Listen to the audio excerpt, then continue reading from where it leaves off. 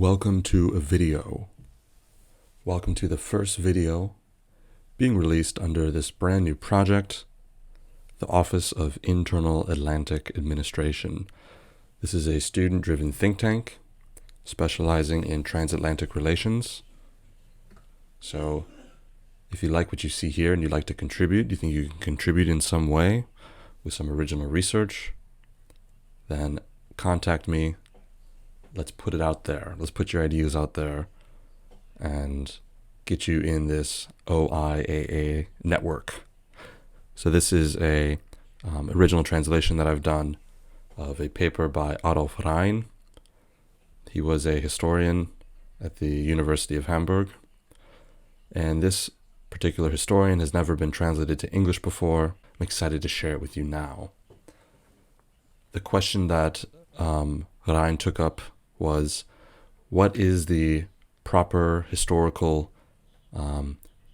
dividing line between the Eastern and the Western Hemisphere, and particularly between America and Europe during the Age of Discovery? He covers a lot of history, cites a lot of treaties that sought to separate the political relationships between the continents on the west side of the Atlantic and the east side of the Atlantic. So it's a nice, relaxing history of the period from the Age of Discovery onwards. So I hope you enjoy what you're going to see here. So what I've done is highlighted the most important parts of this paper. I'm just going to read them and give some commentary on my thoughts as I translated this. And I would divide this paper into two parts. The first part is related to the Iberian Catholic powers, and the second part is related to the protesting powers following the Reformation, because the Age of Discovery wasn't simply a political event; it was also theological, and the church had a great deal of influence on all of the events that took place following the Age of Discovery. So I'm citing Rein now. Our conception of the separation of the continents and their special characteristics goes back to the Greeks. The interrelations of Europe, Asia, and Africa, as seen from the Mediterranean, formed the Old World.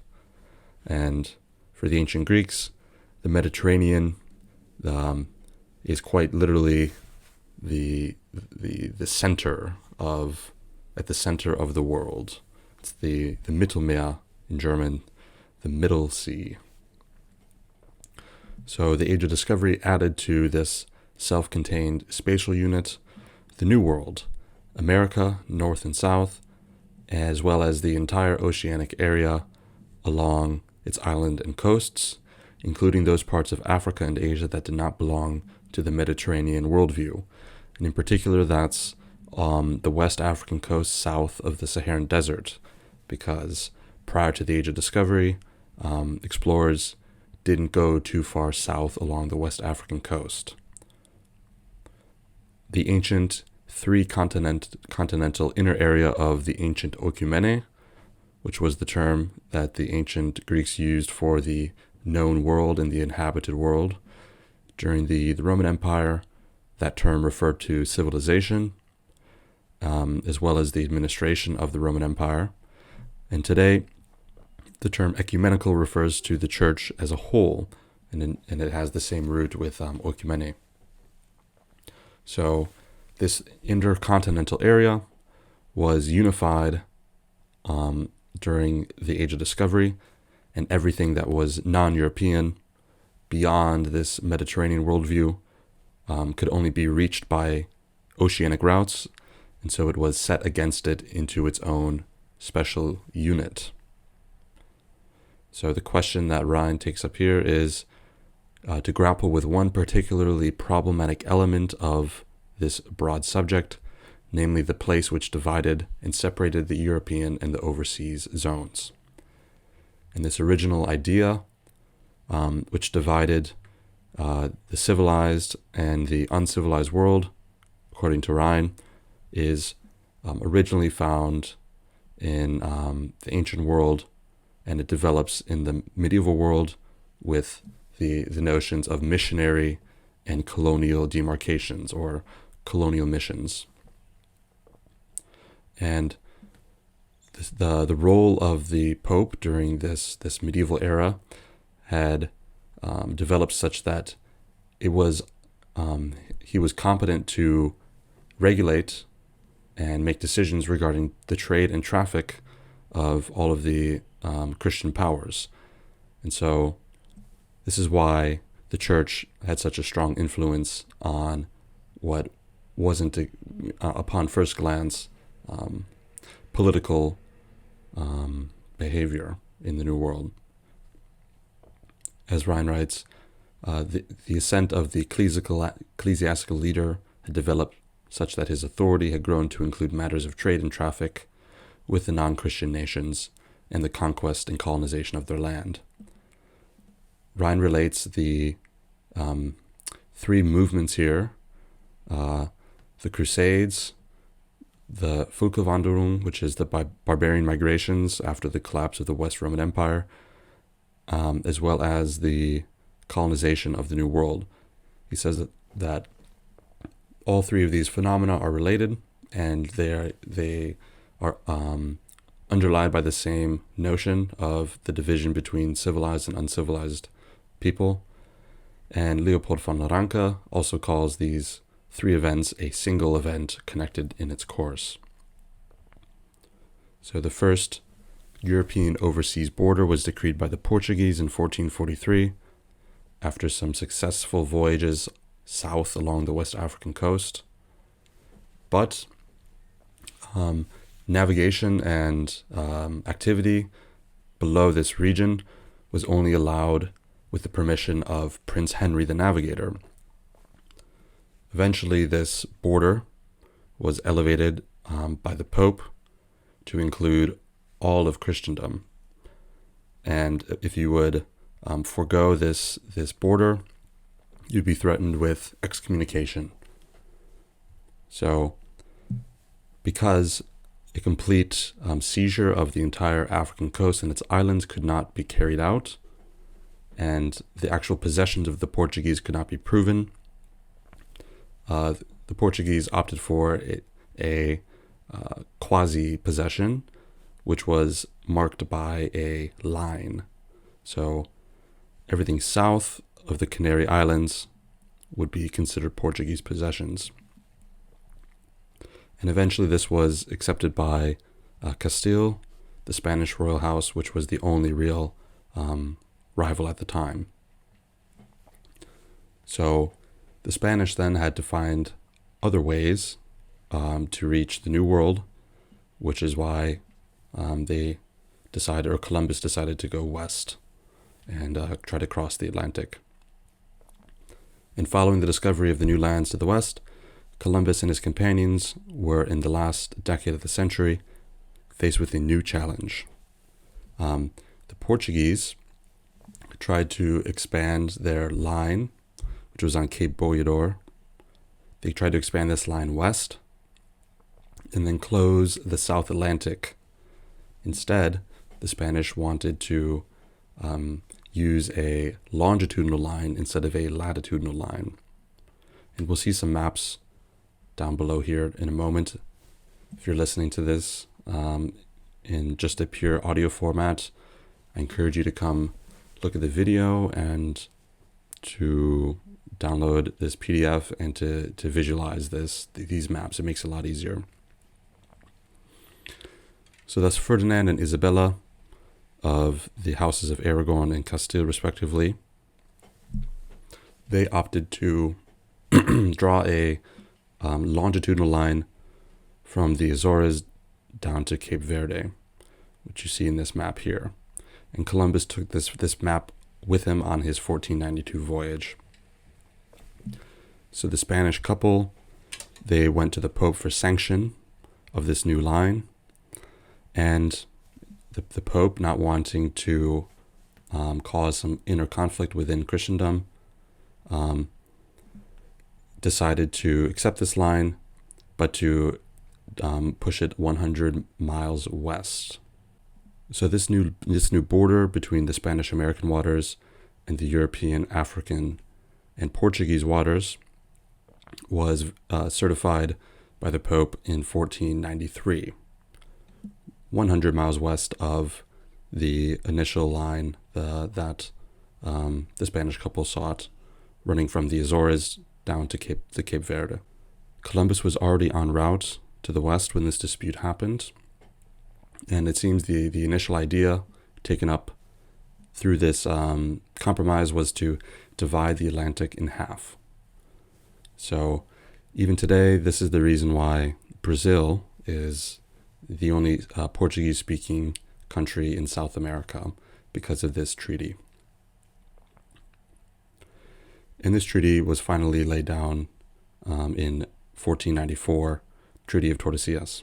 Now this begged a further dispute over in Asia, because everything west of this treaty line would belong to Spain, everything to the east of Portugal. But technically, Asia is to the west of this line, as well as to the east of it. So this next treaty line wouldn't be resolved until 1529, and we don't go into this in any great detail in this paper. So now part 2 is where I would divide this paper into its second part, is because we start to read about the protesting powers and the Reformation. So the Europe of the 16th century, which saw the first unfolding of the great territorial and national powers, had to, in view of the Portuguese and Spanish increase in wealth from the overseas and mining provinces, be brought into a high estimate of oceanic world commerce and colonial possessions in foreign continents, which is a very long-winded way to say all of the other Atlantic powers like England, France, then the Netherlands wanted a piece of the pie, and they realized they couldn't deny how valuable these overseas explorations had become. And they were not willing to accept these medieval missionary, colonial discovery and shipping lines in such a universal way, like the Catholic Church wanted to.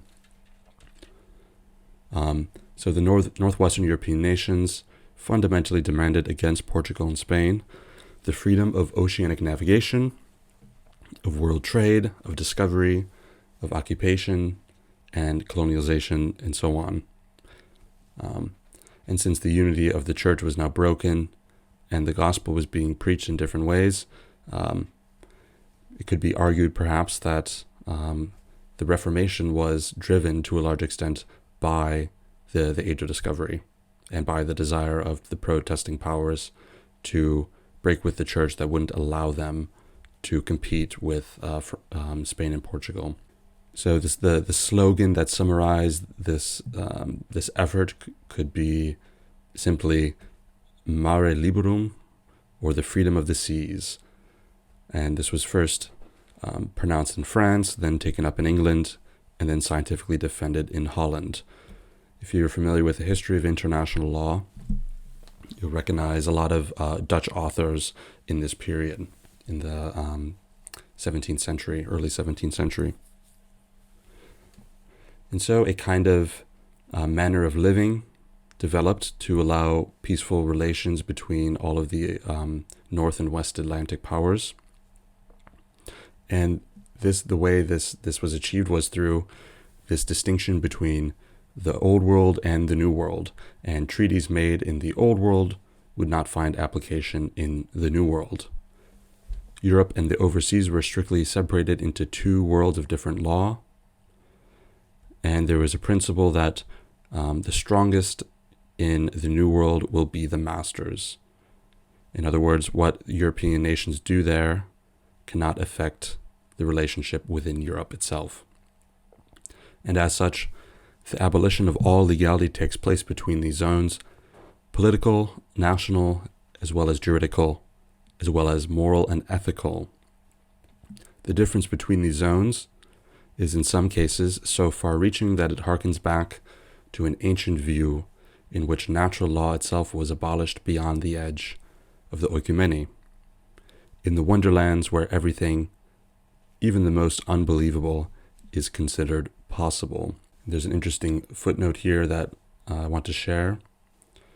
Rein writes that, let us also recall here that ancient and medieval writers set the ideal and paradisical humanity in the oceanic or transoceanic region, a procedure that more recent utopias have retained. From this root comes the idealization of savages in the writing of Rousseau and of the overseas colonial world, in other words, the glorification of American freedom. There's also a indirect reference here to the work of Thomas More, the book U.A.A. That's where the word utopia comes from. But he speculated into the ideal humanity and their ideal living arrangement, and he placed it all west of Europe. You can also see a little bit of this in the Atlantic mythology, Atlantis being the ideal golden age civilization to the west. So once man has crossed the equator, he is no longer English, nor Dutch, nor French, nor Spanish, nor Portuguese. He retains from his homeland only the principles and prejudices that make his actions seem justified or excused. He is a tame tiger returning to the forest. So, some more principles that describe the feeling of the New World at the time were: beyond the equator there is no more sin, as if the line that divides the globe also separates virtue and vice. The lack of a positive legal order between Europeans for the area outside of Europe holds only for the seaside and not for the land to the east and south. In other words, this break between all law only happens when one crosses the ocean, not when one crosses the continental land masses. This makes it obvious that the legal nature attributed to the Great Open Sea has a greater significance for the entire oceanic space beyond the actual sea area. In other words, this is why the sea is free and free of all laws. Rein cites here some lines from Schiller, from The Bride of Messina. Couldn't find a proper translation for those, so I translated it literally. Doesn't rhyme, doesn't sound very nice. So the real upshot is here at the end: on the waves all is wave, on the sea there is no property. So the free zone of the world's ocean gives harvest without seed. The oceanic space is a boundless hunting ground where all can score something if one knows how to take. The freebooter spirit of the 16th and 17th centuries is still expressed in these words of the poet, to which we can also add some popular verses from Goethe's Faust, which Mephisto speaks, which basically reiterates the nature of the ocean as a place of piracy, free from all morality and spiritual laws, as well as proper positive law. And so the natural and international principle of the common ownership of the sea that was proclaimed by the adversaries of Spain and Portugal, the protesting powers, is reinterpreted here as a liberation from moral and legal obligations. The description of Goethe in this passage was correct, at least for the first few hundred overseas expansions, but slowly spiritual law and positive law was brought to the Americas. We quote now Cardinal Richelieu, another great medieval statesman. What he wrote about the nature of the sea was: the old titles of this domination are force and not reason. One must be powerful to claim this heritage. He also described it as the path of hostility. Now we start to look more and more at some treaties that tried to deal with this problem. Going to gloss over those. And then Rein tries to find the proper dividing line between these areas. And it's a bit of a wash because there is no single line that was used throughout the Middle Ages to divide the Old World and the New World. We've already quoted some sentences in which the line appears to be the equator, which we find in the 17th century.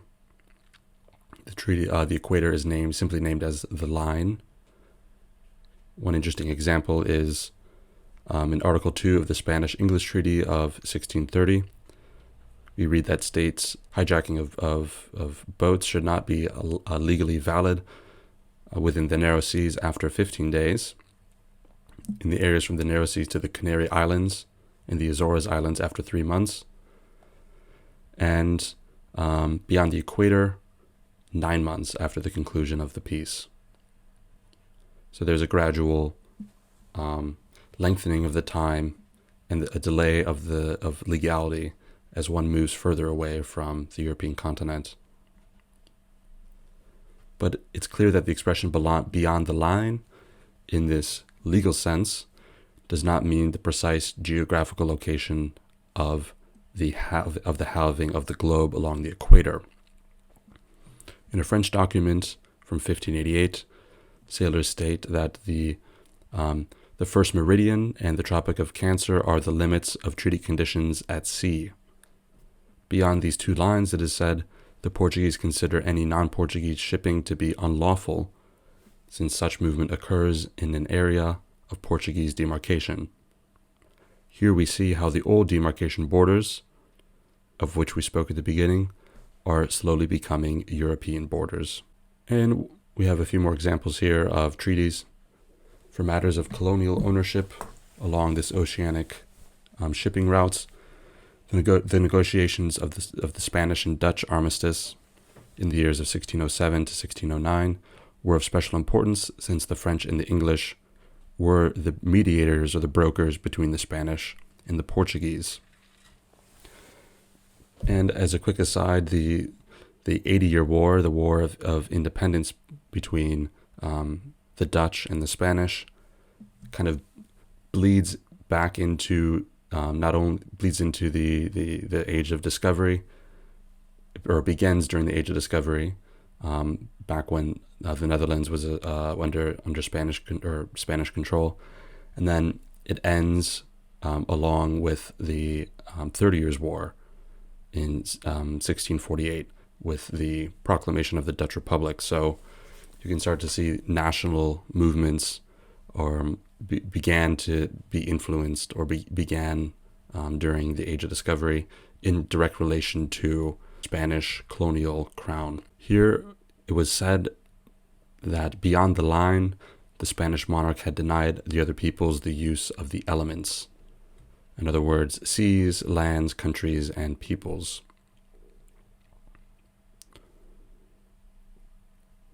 And